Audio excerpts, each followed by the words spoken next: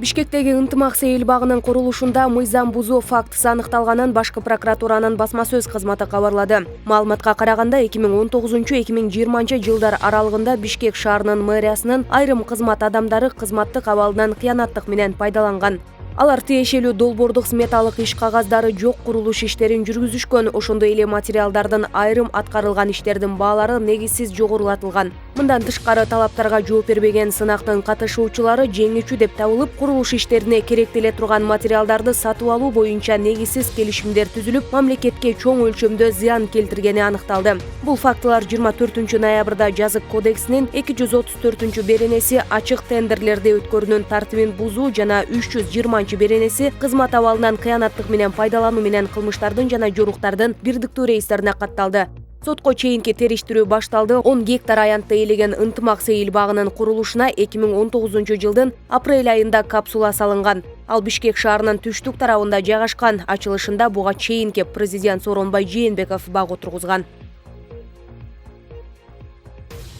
Мурдагы президент Алмазбек Атамбаев өлкөдөн чыгып кетүү талабы боюнча абактан бошотулат. Бул тууралуу айрым ЖМКлар жазып чыкты. Маалыматка караганда Алмазбек Атамбаевдин бошотулушу боюнча Россия жана Кыргызстандын жаңы бийлигинин ортосунда сүйлөшүү болгон. Анын негизинде мурдагы өлкө башчысы өлкөдөн чыгып кетиши керек. Белгилей кетсек, Алмазбек Атамбаев бир канча кылмыш иштери боюнча айыпталып, анын экс-президент макамы алынган. Жогорку сот мурдагы күнү Кримтөбөл Азиз Батукаевдин абактан мыйзамсыз бошотулуп, Кыргызстандан чыгып кетүүсү боюнча ишти кайра кароо үчүн райондук сотко жөнөттү. Өмүр бою эркинен ажыратылган Азиз Батукаев 2012 жылы Нарын абагынан бошотулуп, чартердик рейс менен Россияга учуп кеткен.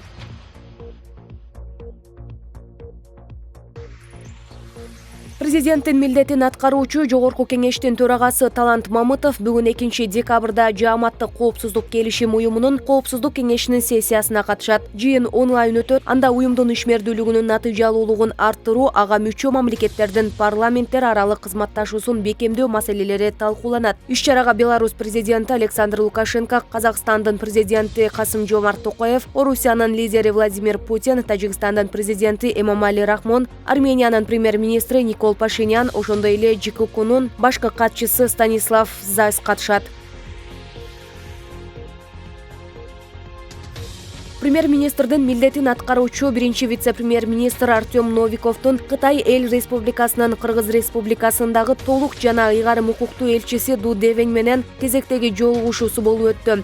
Өкмөттүн басма сөз кызматы билдиргендей, Ду Девень Артем Новиков менен үстүбүздөгү жылдын 25 ноябрындагы жолугушуусунан соң Кытай тарап аркылуу Эркечтам жана Торгарт көзөмөл бекеттеринин өткөрүү жөндөмдүүлүгүн жогорулатуу боюнча бир катар кеңешмелер өткөрүлгөн. Алардын жыйынтыгы боюнча Кытай тарап жумушчу убакытты 8:00дон 12:00го чейин узартуу, ошондой эле бекеттен күн сайын, анын ичинде дем алыш күндөрү да иштөө режимине өткөрүү сунушталган. Элчи ошондой эле Эркечтам бекетинин инфраструктураларын жакшыртуу, ошондой эле аны өнүктүрүү жөндөмдүүлүгүн жогорулатуу максатында Кытай тарап 2 кампак куруу, контейнер үчүн кран орнотуу тууралуу чечимин кабыл алгандыгын маалымдады. Артем Новиков мамлекеттик бажы кызматына, улуттук коопсуздук мамлекеттик комитетинин чек ара кызматына бекеттердин ишин Кытай тарап менен биргелешип иштөө режимине өткөрүү тапшырмасын берди.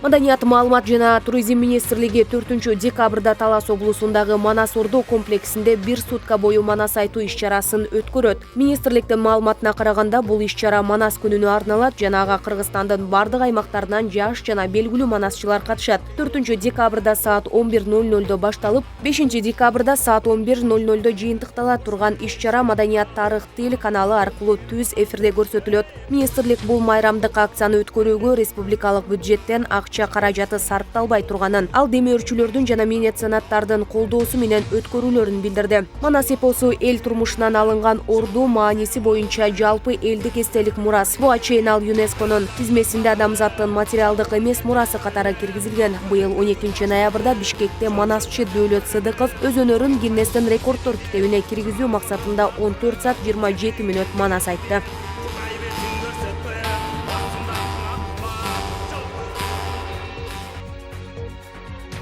Биргелешкен күрөш уюму кыз-келиндер арасында күрөш боюнча эң мыкты спортчуну аныктоо үчүн сурамжылоо өткөрүп жатат. Сурамжылоого кыргызстандык спортчу Айсулу Тыныбекова да катышууда. Ал социалдык тармактагы баракчасына билдирүү калтырып, сурамжылоо Инстаграмда жүрүп жатканын жазды. Тыныбекова добуш берүүнүн биринчи баскычынан өткөн, дагы алдыда жылуу үчүн күйөрмандарынын колдоосу керек. Айсулу Тыныбекова 62 кг салмакта дүйнө чемпиону жана бир катар мелдештердин жеңүүчүсү.